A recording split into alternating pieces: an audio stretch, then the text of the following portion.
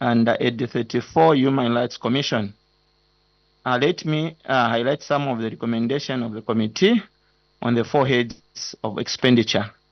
Office of the Public Protector.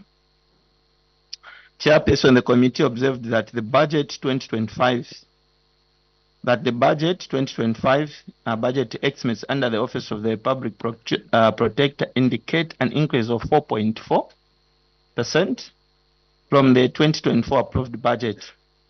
However, the increase in the allocation does not take into consideration the inflation rate of 12.7% projected for the year 2025 by the Bank of Zambia.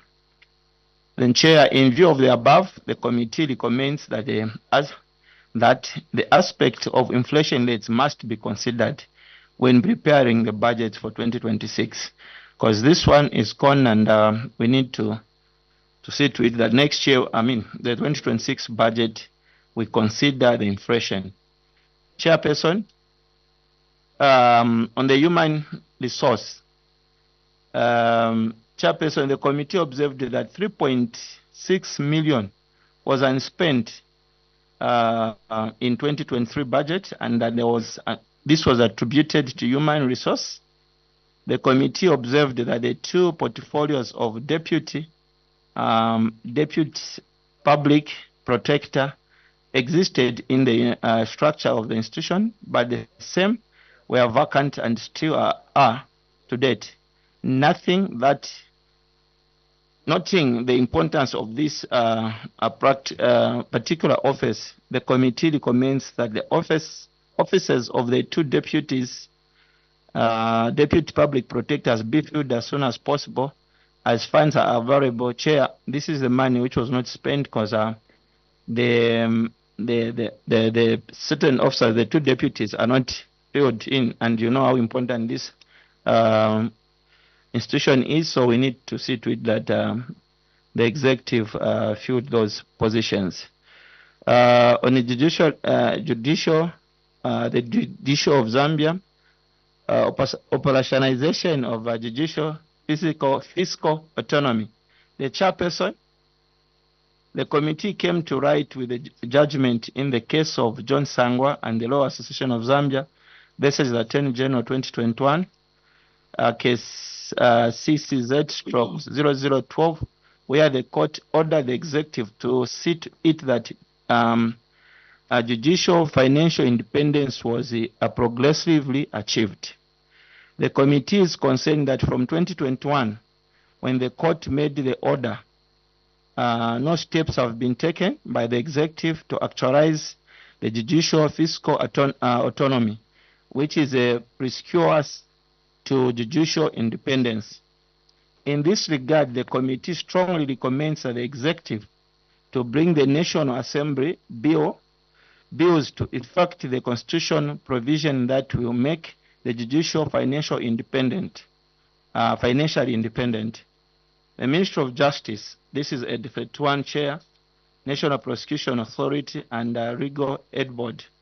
The committee notes with concern that while both the National Prosecution Authority and the Legal Aid Board have huge mandate towards service delivery to the Zambian people, they still have remained as programs under the Ministry of Justice and not allocated independent budgetary heads. Given that the 2 institutions have wider mandates and budget allocation, the committee recommends that the government should consider giving National Prosecution Authority and Legal Aid Board independent budgetary heads. The committee further recommends that the Legal Aid Board, whose sole mandate is to help the poor litigants access legal services, must be considered among the programs that should be considered to be allocated more funds.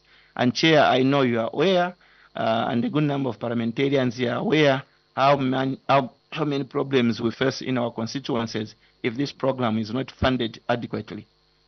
Chair, at 34, it's Human Rights Commission, disbursements of funds. Chairperson, the committee noted that the Human Rights Commission was struggling to meet some of its annual activities due to delayed disbursement of funds. the committee observed that the Human Rights Commission failed to carry out most of sensitization programs due to lack of funds. When this is a fundamental prosecutors to its main mandate of human rights protection. In view of the above, the committee recommends that the executive disperses funds quarterly to the Human Rights Commission, which will aid it achieve its mandate with ease. Chair, I submit. Thank you very much for that submission. Honourable members, any questions? Okay, page number, at the start 22 of your submission, under head number, this is head number, sorry, just one moment. This is head number 31, Ministry of Justice, and your last recommendation there is under the Legal Aid Board, where number A, we are recommending that the expanded planning and budgeting committee must vary one of the heads and allocate some funds to the Legal Aid Board. So just to clarify further, this one, I know you indicated the head, but just for further clarification, are you recommending that we get money from another, say, ministry or within the lines? Then I'll ask. Chair, I think Honorable Chinkuriri tackled this well, so let me give him an opportunity to, to answer. Thank you. Thank you. Thank you, Chair, and our able Chair. This issue of legal aid, I think it was, discussed, heavily. We're looking at a situation where, if you look at the way courts are operating now, more especially in rural areas, you find when it involves handling of cases, there must be someone who is going to represent the other. So now if you look at a number of people in the villages, including people in Kanyamba there, they don't have the funds to represent, to engage a lawyer. So, and this is the mandate of the legal aid. So now, when there are issues, come, you find the cases are just thrown away because there's no one to represent. Or if they are being represented, you realize that legal aid personnel are never there due to a number of issues. So our suggestion was, if it's possible, let you, the committee, help on how we are going to fund this, because we are told you cannot vary from one head to the other. So now, because of lack of guidance, we ended up suggesting or probably inquiring as to how does what is it?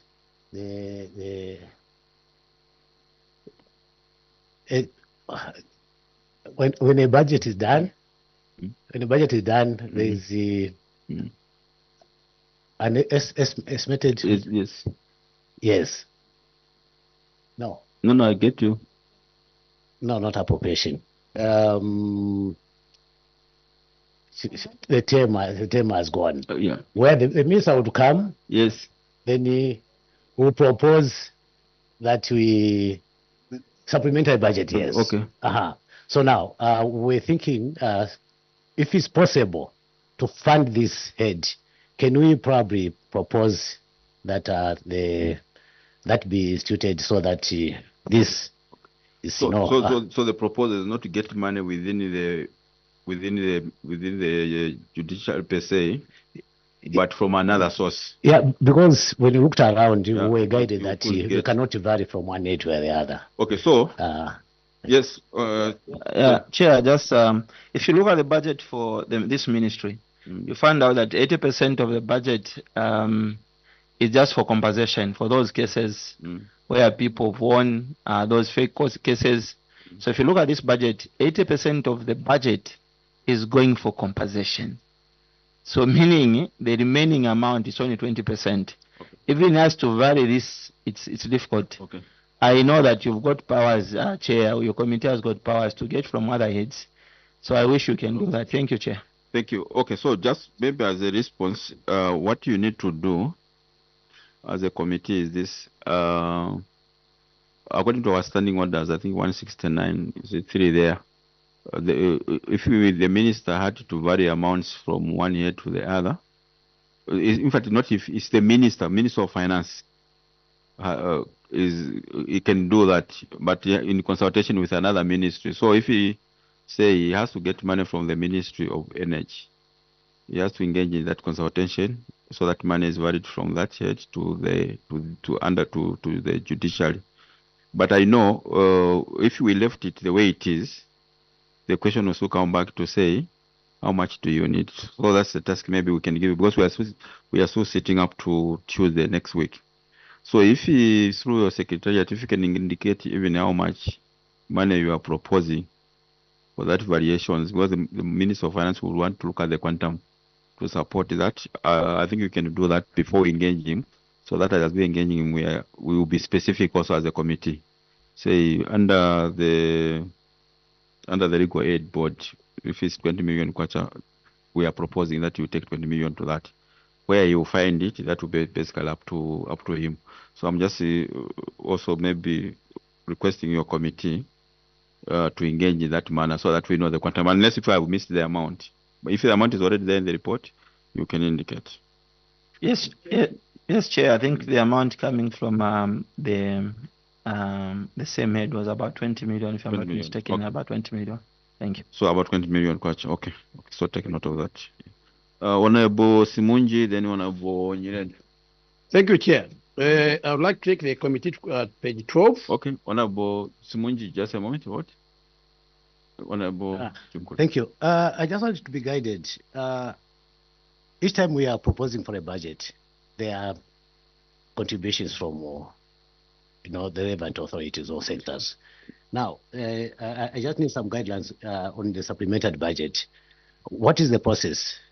Do people of sectors throw in their contributions and the like, so that we don't miss a chance to have this? So technically, essentially, we are supposed to be asking you questions as a committee, since you are appearing before this committee. But to make it easy, and this is the first time we are doing it.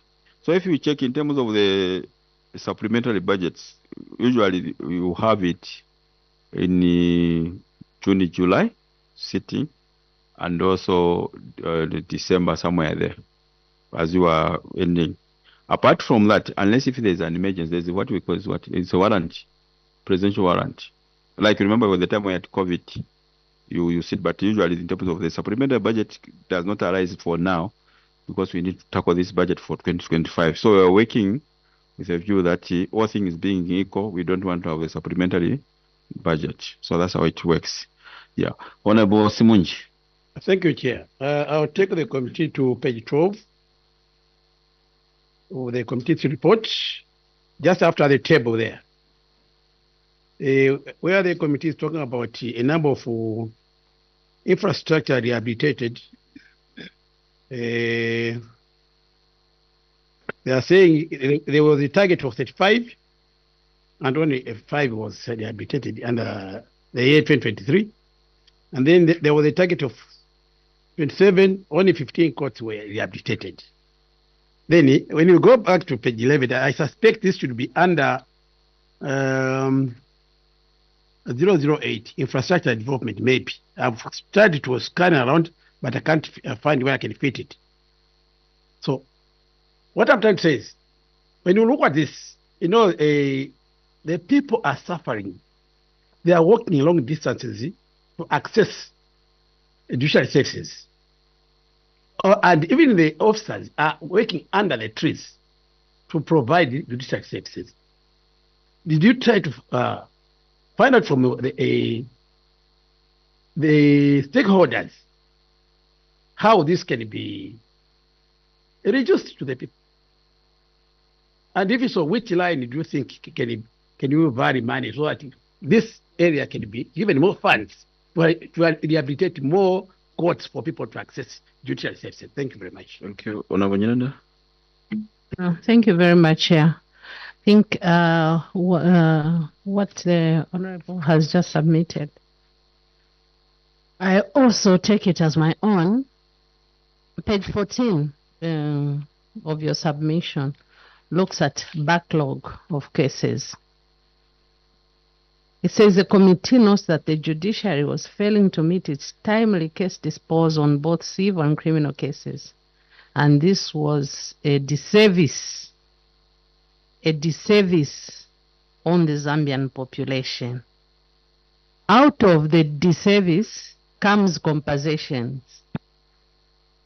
This is what is causing the compensation is coming out of the judgments and also the complaints which is coming out of this disservice which is obtaining. As a committee, did you try to interrogate why the judicial service should mainly be interested in compensating people and not disposing of the cases in time? I'm talking about Lundazi, where I'm coming from right now. The jail is full. There is nowhere for people to sleep. And all this disservice which is being done to the population of Zambia is being, undertaken at, a cost of compensating someone. So what is it that you did as a committee to interrogate how they can be able to deal with quick service so that they do not start compensating or sharing money as we are calling it now? Because it's literally sharing money. Honorable, let's do this. I saw he went from Honorable Mwambazi and Honorable Mabuma. So let's take these two from, and then we will come to the. Yeah. Thank you, Chair. Let's take these two because they are very cardinal. Chair, question number 1. Let me first try to pick the last question from Honorable Nyilenda. Honorable Nyilenda, this is the reason why, if you look at one of the recommendations from the same the Minister of from the Judiciary, is that they want financial autonomy, because this was passed in 2021. There was a judgment in 2021 where the court advised, or they allude that government should give. In fact, let me just read it, where the court ordered the executive, in fact, this is an order, the executive to see to it that the judicial financial independence was progressively achieved. Because we tried to ask those questions. Why are we having this? The problem they have is that they don't have money. And if you look at the money which is there, the big amount of money goes for compensation. The way you labor, that's how we labored as a committee. So practically, we are the lawmakers, and it's up to us to find a solution. Number 2, then let Honorable Water. Want to add? Yeah, just wanted to add on. Yeah, wait. I wanted to add on the issue of the same compensations. I think, Chair, it will be misleading to actually say that the judiciary has an appetite to compensate people or indeed sharing money. I think this is the compensation is in the protocols of this country, in the status of this country as a member of the global community. If you remember many cases from years back, I think the popular one, the Roger Chongwe case and the like, compensations are in the laws of Zambia. What is there is that the Minister of Justice is ordered to compensate based on court rulings. These are based on court rulings. What the government has done is to honor these court rulings because they are a directive. Court rulings are a directive to the Minister of Justice to compensate. So they are being honored. And then the issue of the courts, which Honorable Simunji mentioned. Yeah, so the compensation is actually under the means of justice, not the judiciary. Yeah, it's not under the judiciary. Yeah. Okay. It's under Point head of order. 31. Okay, point of order raised. Okay. What's Thank you, Chair. This is your report where you are indicating that there's a disservice which is being done. What is being done in the judiciary is going to cause a problem elsewhere for payments. So the idea here, it doesn't matter whether it's a judiciary which is causing the problem, which is leading to compensations. That is what I'm talking about. The question I asked was, what is it that the judiciary are doing to try and expedite the judgment so that we can avoid the other cause? You raised the point of order, and we need to be procedural with the way we handle these emotions out. The witness is responding that our issue is not under judiciary, but just isn't it? So we need to flow that, because that's the one. So we need to. So for that, let them exhaust that and hear their response. Chair, let me say this. The budget which the minister was given, that's the same. The judiciary, entirely dependent on the same budget. Then yes, we understand there is a problem, especially when it comes to the issues of compensation, because from 2008 to date, this country, all people money or people for compensation, about 4 billion, if I'm not mistaken, is it? That is from 2006 to date. Okay, and this amount is keep on increasing. So from our own findings, if you look at the report on page 14, it says because of this, the criminal cases that was, it says the committee notes that the judiciary was failing to meet its timely case disposal on both civil and criminal cases, and that this was a disservice to the Zambian population. Yes, it is. So the ministry, the judiciary are asking that there is a judgment. Now, it's us here as parliamentarian, and especially the executive. In fact, when the minister comes here, why haven't we actualized the financial autonomy to the justice? I mean, to judiciary. So the only way out, and the quick out, the only way out to deal with this issue, it's by giving the judiciary financial autonomy, and this is what we're not doing. So practically, it's the failure of executive from 2001. So our duty here now is to tell the executive to do and respect the order from the court. Thank you, Chair. Then in addition to that, the second question, Honorable Amwata, can go ahead and answer the committee. Thank you. Thank you, Chair. My response on the failure to meet set targets, especially on rehab maintenance and the construction of infrastructure under this head. Chair, when we interrogated the witness, one of the reasons that they gave why they have been failing to meet the target, and which I would also appeal to this committee as honorable members to assist not only this ministry but a number of ministries. One reason they gave is the procurement process that has actually hampered in the dispensation or delivery of these services.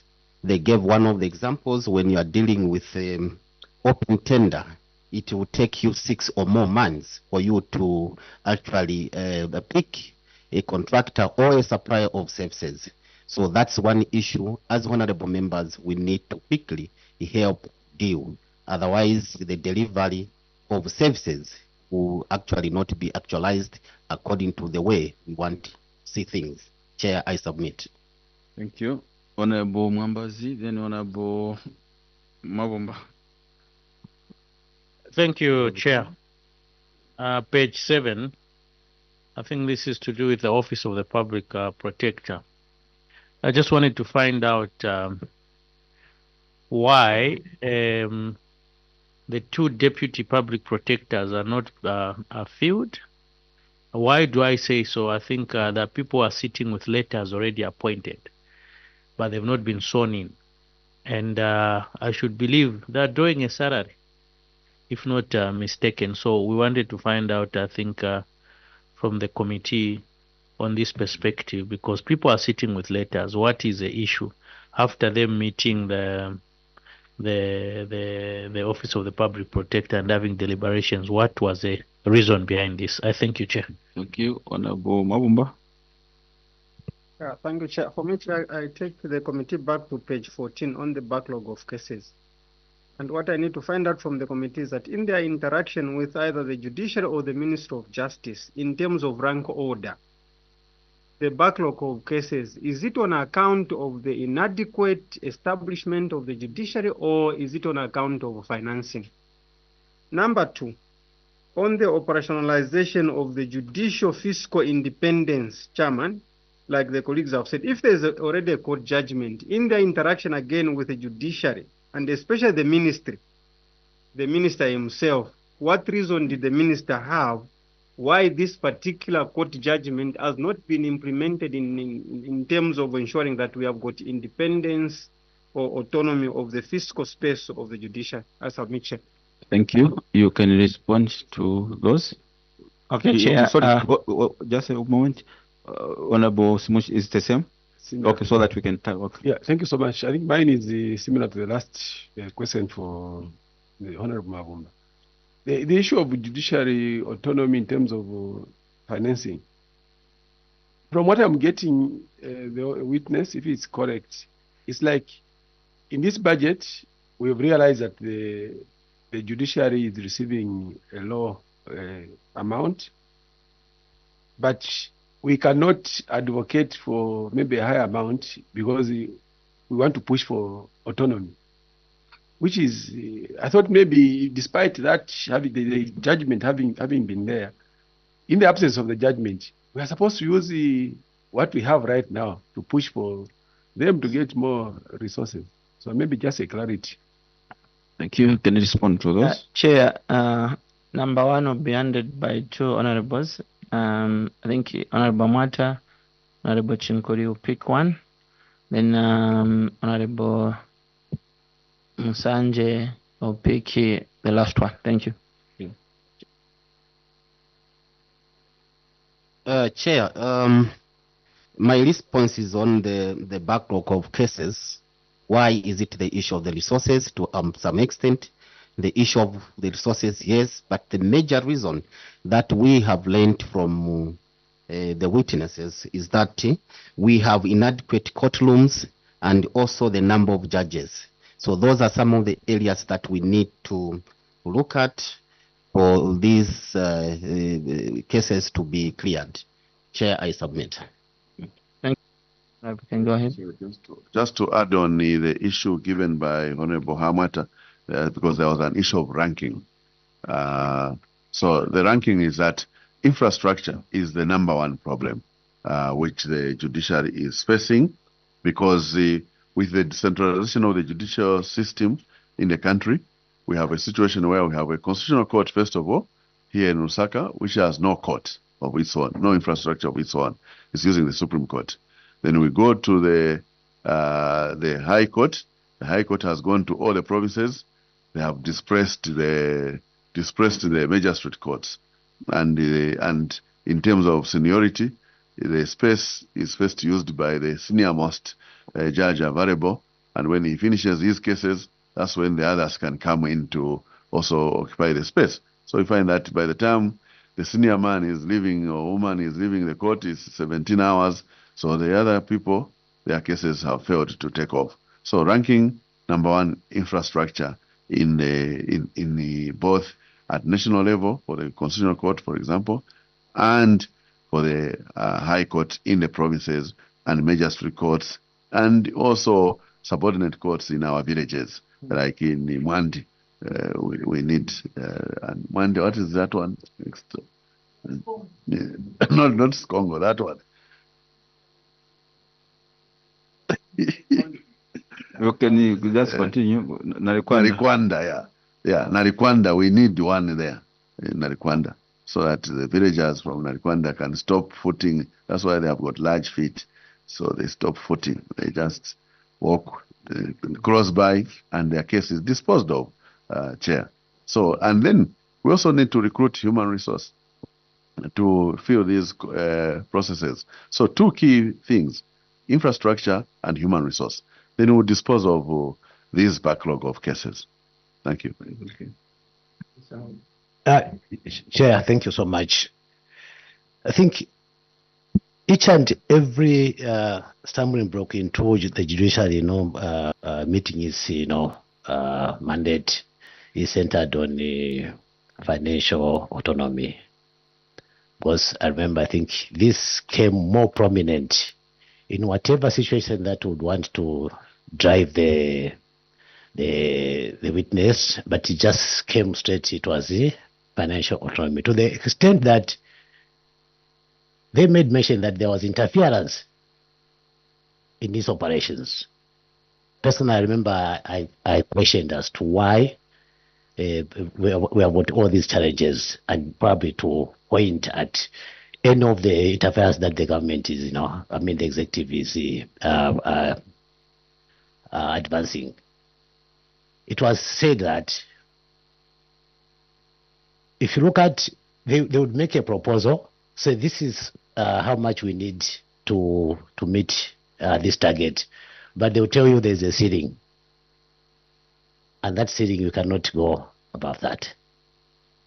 Then their request is that if only that interference is removed from the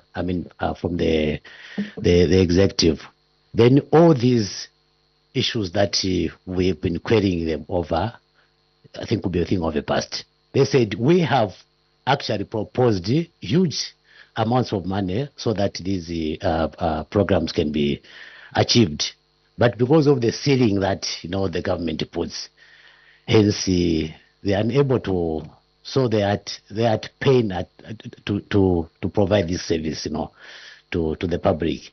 So basically, what their defense is the same interference where they are not allowed to make their own independent, utilization of these funds. That is, if they are given in full. I submit, Chair.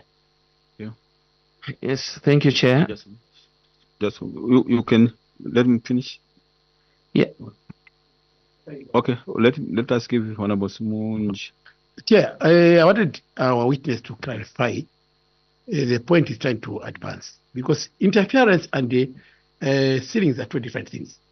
If the Minister of Finance are saying you can only budget up to a certain amount, that's not interference.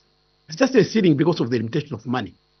Interference, it means there's something which is taking place, and the government comes in to make sure that the true issue doesn't come out. So I wanted the witness to come out properly, because people might interpret it in a different manner. Okay. Take note of that as you are responding. I can respond to that. I can clarify on that one. I remember it's me personally who asked that question. Said, where is the interference? The witness clearly stated that the fact that we are not given that independence to suggest how much is supposed to be there, that is the beginning of the same. I submit. Chair, just to clarify on the same, the thing was, it started with the ceilings and whatever. In response was that they feel like they are being, there is this power which is not there, but because they cannot make the full decision on their own, and really it wasn't not the interference we think in inverted commas, okay? Because we may misinterpret the word itself. Practically was they don't have the autonomy to spend. They are controlled by somebody how to spend. That they don't feel it, and there is a judgment already. So the things, can we respect the judgment?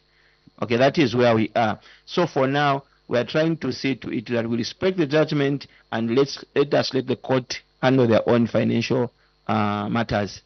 Because for them to be going through the third party to the Ministry of Finance, they think that is not right, because the judgment says they should go direct to the Ministry of Finance, get the resources, and utilize it.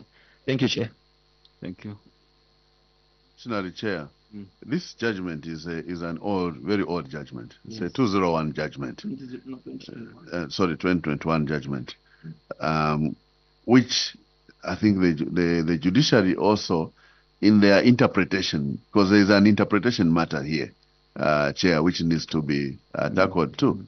Their interpretation that they should just go to Minister of Finance to get the money is not correct, because the money there is also this Budget Act here, which demands that the budget has to come to Parliament, and from Parliament, then that's when ministries and departments are given the money. So, to me, their interpretation is also is what is wrong. They need to understand the process of getting the money to themselves. And if they utilize that, there is no interference whatsoever. They are given their money, they spend it the way they want, they retire. That's all they need to do. Thank you. Okay. Just an addition, Chair, a comment on the issue of the ceiling. What the witness talked about is the limitation in terms of how much resources they would require. Just to give an example, if you talk of good governance and human rights, there's always a ceiling that the judiciary is given, that you cannot go beyond certain percentage. Now, it is because of that certain percentage that whatever programs that they have, they cannot manage to do them because of that ceiling. I thought I should clarify on that. Okay. Thank you, Chair. Over to you. Okay. Anyway, you are the one who is managing the people. You had a point of order, Honorable Simmons. Yeah, thank you so much, Chair. I think what I wanted to say is the budgeting has a process that has to be followed. So, like Honorable, what's his name, this young man? Oh, sorry. Honorable. Like Honorable Musanje said, you see, even if there is the autonomy that the judiciary wants, but the budgeting process cannot be set aside. I think we still have to follow the budgeting process. So you have a cost sector given and the ceilings given. So it is at that time when actually ministries and spending agencies will go to the Ministry of Finance to go and put their cases. We have seen instances where budget lines have been increased or reduced. So it's a process. So that's why my point of order was on the issue of using the word interference. I think like it has been clarified, it's not to be seen as interference, but I think the committee shouldn't have used that word to justify, to talk about autonomy and then use the word interference. I think that's what I wanted to. Thank you very much. We need to wind up. I see a hand from one member of your committee, Honorable Fobe. I just wanted to add that where we had a problem is that the Constitution states that the judiciary shall be self-accounting and shall get the money straight from shall deal direct with the Minister of Finance. It's in the Constitution. Okay. Yeah. Thank you. Thank you for that. Honourable members, we will end here. Committee on Legal Affairs, Human Rights and Governance, thank you very much for appearing before this Expanded and Planning Budget Committee. And your submissions will be considered as we wind our work sometime next week with the Minister of Finance and National Planning. So thank you very much for appearing, Chairperson of the committee. Thank you, Chair. Thank you. Thank you.